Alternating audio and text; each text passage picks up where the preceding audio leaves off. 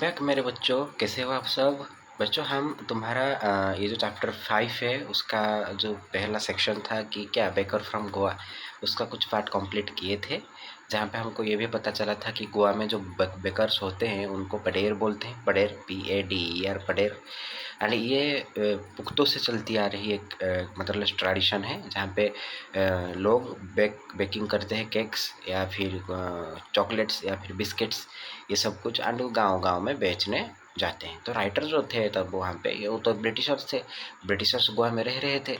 तो जो राइटर थे वो अपनी फैमिली मेम्बर्स सारे के सारे एक केक को खरीदने के लिए उतावले रहते थे। सुबह जब वो आते थे, मतलब बेकर्स आते थे, पड़े रहते थे, तो उनसे खरीदने के लिए ये मतलब एकदम लाइन लगा के खड़े हो जाते थे। ऐसे मतलब एक्साइटमेंट था उसको खरीदने के लिए। आज हम यहाँ से शुरू करेंगे, देखेंगे कि आगे होता क्या है उन बेकर के साथ। वो बेकर कैसे उस टाइम के जो गोवा के जो सिटीजन, गोवा के जो जो लोग थे, जो नागरिक थे, जो सिटीजन्स थे, उनके ऊपर कैसे इम्पैक्ट डाला है, वो देखेंगे। क्या है बच्चों? Marriage gifts are meaningless without the sweet bread known as the bol. एक वो बेकर जो थे वो तो बहुत सारे ब्रेड बनाते थे। एक स्वीट ब्रेड होता था, मतलब मीठी मीठी सी एक ब्रेड होता था जो मीठा लगता था, उसका नाम है ball, BOL, ball.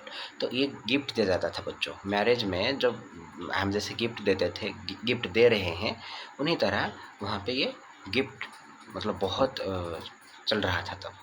Just as a party और अ feast loses it's charm without bread. एक पार्टी हो या फिर एक फीस्ट हो, एक मतलब बड़ा सा क्या मतलब गैदरिंग हो जहाँ पे खाना पीना बहुत ज़ोर से चल रहा होता, उसी उसी तरह के जो सेलिब्रेशन होते हैं, उसी तरह के जो गैदरिंग होते हैं, कॉन्ग्रीगेशंस होते हैं, वहाँ पे ना बिना ब्रेड के सब चार्म, हर खुशी ऐसे गुम सी हो जाती है, मतलब मिलती नहीं है।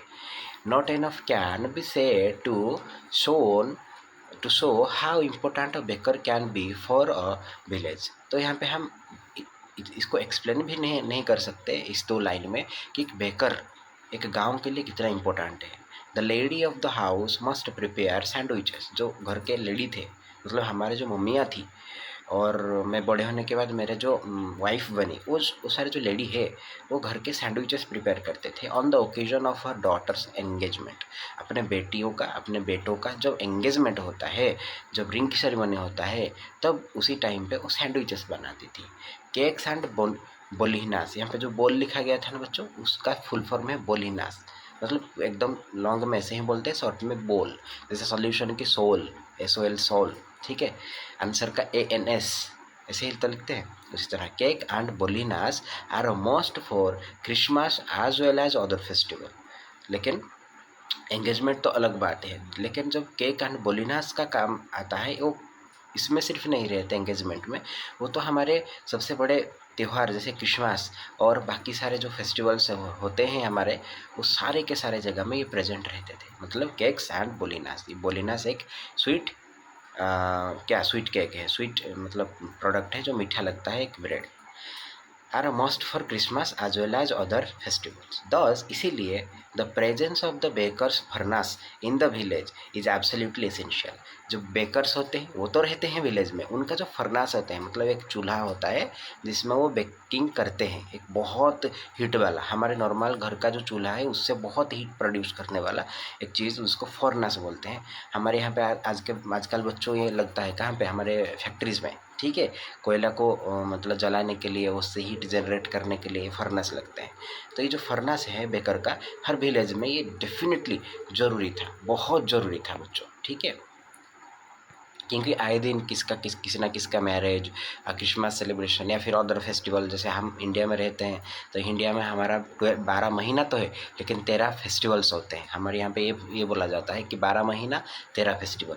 उसी तरह द बेकर और bread seller of those day, baker जिनको हम ब्रेड सेलर बोल सकते हैं, वो उसी टाइम में had a peculiar dress known as कबाई। तो जो बेकर थे उनको तो पडेरे बोलते थे, एंड उनका जो कस्ट्यूम था, उनका जो पहनाव था, वो जो पहन के बाहर मतलब बेचने के लिए आते थे या फिर पहन के जो बनाते थे ब्रेड, उसको कबाई बोलते थे, ठीक है। पेक्यूलर मतलब बच्चों यहाँ पे क्या है, पेक्यूलर मतलब स्ट्रेंज। पेक्यूलर मतलब क्या है, स्ट्रेंज, एक अजीब सा कुछ पहनते हैं जो जनरली हम नहीं पहनते। It was a single piece long frock reaching down to the knee, मतलब नी मतलब कहाँ तक, मतलब बच्चों नी तक, ठीक है। हमारा जो नी है वहाँ तक पहुँचने वाला एक सिंगल फ्रॉक, मतलब गर्दन से ऐसे, मतलब ऐसे डालो ऊपर से एंड पूरा नी तक चला जाएगा, ठीक है, घुटना तक पूरा चला जाएगा। जैसे बच्चे फ्रॉक पहनते हैं ना, पूरा एक ही सेट, मतलब अलग अलग पैंट शर्ट ऐसे नहीं होता, ये वाला वो ऐसे पहनते थे।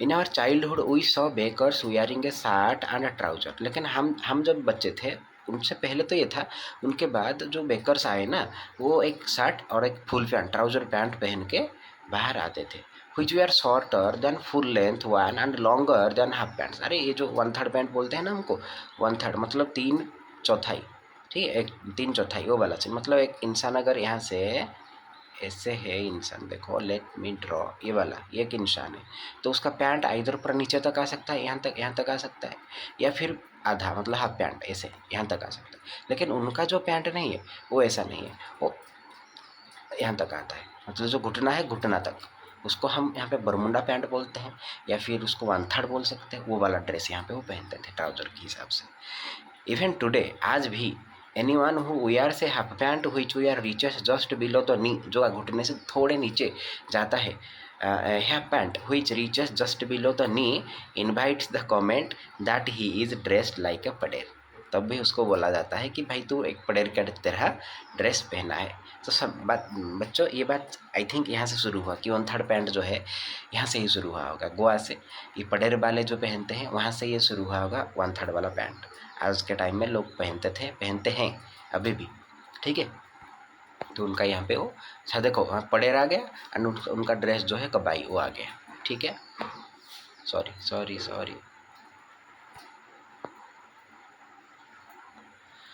The baker usually collected his bills at the end of the month, month के एंड में बेकर्स जो है वो अपना पैसा कलेक्ट करते हैं। Monthly accounts use to be recorded on some wall in pencil, pencil में जो दीवार होता है वहाँ पे वो अकाउंट को रिकॉर्ड करते हैं। Baking was indeed a profitable profession, जो भी बोलो बेकिंग बहुत एक प्रॉफिटेबल प्रोफेशन था in the old days. The baker and his family, baker and उनका जो फैमिली थे नेवर स्टार्व, कभी भूखे नहीं रहते। He his family and his servant, वो अपना फैमिली और उसके जो नौकर थे, always looked happy and prosperous, बहुत पैसे वाले एंड खुशी एकदम लगते थे। दे आर प्लम्प फिजिक, उनका जो फिजिक प्लम्प होता है मतलब थोड़ा मोटा होते थे, वो मोटा होते थे। Was an open testimony to this, एक प्रूफ है, टेस्टिमनी मतलब यहाँ पे प्रूफ है। Even today any person with a jackfruit like physical, jackfruit मतलब यहाँ पे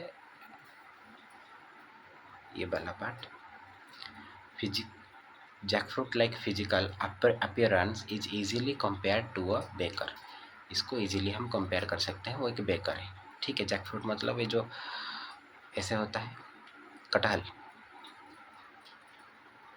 ये वाला ऐसे फिजिक जो भी देखते हैं हम अभी भी कंपेयर कर लेते हैं कि वो एक बेकर है, ठीक है बच्चों। आज यहीं तक।